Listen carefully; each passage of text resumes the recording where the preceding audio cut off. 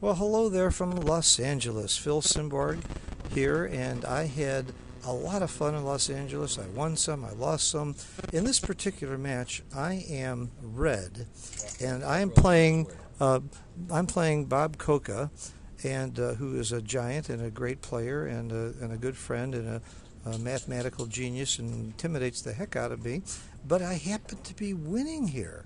And I'm red and I'm on roll, and I'm wondering if I should double, and if I double, should white take? So before I have my guest expert sitting next to me here, Steve Sachs, who's also a top giant and certainly one of the top players in California and a winner of many tournaments, he's going to tell us what we should do here and why.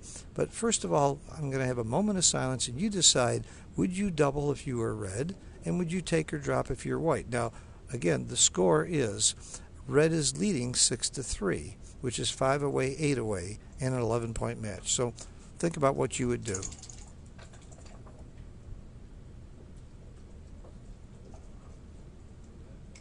Okay, well, let me tell you what happened.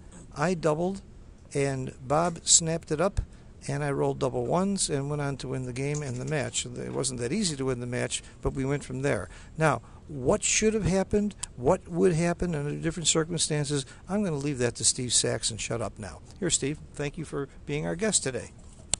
Hello all, and thank you for attending this brief lecture here. So, in this position, what I like to do is first look at the nature of the position and see how strong I think it is, and then convert it to a match score situation. So if this was like a money game, I would definitely think that I would cube, because I only have 2 checkers back, my opponent has 3 back, and I already have 3 points made in my board, and he only has the 6-point made. Knowing that you need 5 and your opponent needs 8, especially when they need exactly 8, you got to be a little bit careful, because anytime that they have any reason to redouble you with any gammon chances, then that could win the whole match. So you have to be a little bit careful about that. But this doesn't seem immediately to be too much of a risk, because you're on roll. You have 2 builders to make either the bar point or the 5-point. You don't have that many numbers that we consider blowout numbers. Potentially like a double 1, a double 6. Well, let's make it easy for people to see what the blowout numbers are. And this is one of my favorite tools in Extreme Gammon. You go to Dice Distribution, and you can see that I rolled the best number you could possibly roll.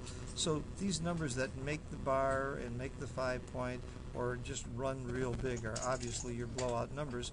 But look at this. You don't have any bad numbers. Even your worst numbers are still pretty good in this position. I don't see anything bad here. That's a very good point, Phil, especially if you have a situation where you don't have any bad numbers. And I write quite a few articles, and in the articles I like to go over positions and analyzing positions and categorize the numbers in 4 separate categories. I like to categorize them in terms of great, good, fair, and poor. And I assess the equity after each of those and group them into the numbers of great, good, fair, and poor. And if I have a predominant number of good rolls skewed to the great and good, then I definitely would consider doubling. And if I was on the other side and I was being doubled, then I would give serious consideration to dropping. But in this case, as Phil stated, there are no poor numbers. There may be some fair numbers included in that category. So the 2 other main factors I would consider also, once I made the money assessment, was, the match situation. And since I need 5, certainly winning a gammon here would bring me to Crawford, and that would be a pretty advantageous situation to be in. So I definitely would double. If I was playing someone I thought was of equal skill level, then I probably would double just based on the position. If I was playing someone I thought was not as good as me, then I would double because there's a possibility they might drop it. And if I was playing someone that I thought was better than me, which is MCG was here this week, so I would definitely double him.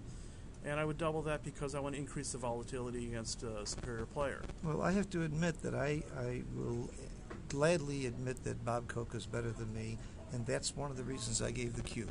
This looked like I should put some pressure on him. It's a highly volatile position. I'm willing to gamble a little bit against a really fine player like him, even though I'm ahead in the match. you want to look at money first? Sure. All right, let's change it to money. You hit unlimited games, which is the same as money. And it is a double and a take for money. Let's do plus plus, because plus plus I think makes it real close to whether or not it's a take. So to your point, Steve, when gammons are worth 0.5 and you're playing for money, it's not the same, and the recube vig is nowhere near as big as when you're way down in a match, and I'm going to be scared to death when he doubles me back if there's going to be any kind of... so it makes it a real easy take, which Bob did. Bob had no problem taking the cube. But technically, it's not even a double according to Extreme Gammon. But you're saying that you probably would double a weaker or stronger player. Yeah. And I think what you're saying is that you play humans differently than you play a computer. Yeah, and when I write my articles, I tell my students and my readers that it's nice to practice with Extreme Gammon, but I would suggest that they play at least twice as often against humans on an internet site or live as they do against Extreme Gammon, because that way you're more likely to get it tested in real-life situations. If Extreme Gammon thinks it's a double by 0.001, it's going to double you, and you're probably going to have an easy decision. But if you're playing human, they might wait, to give you a much tougher decision. Back to the point of this particular position here, even someone who is a giant like Bob Coca, he could make a mistake. I mean, he's not flawless. I'm not flawless.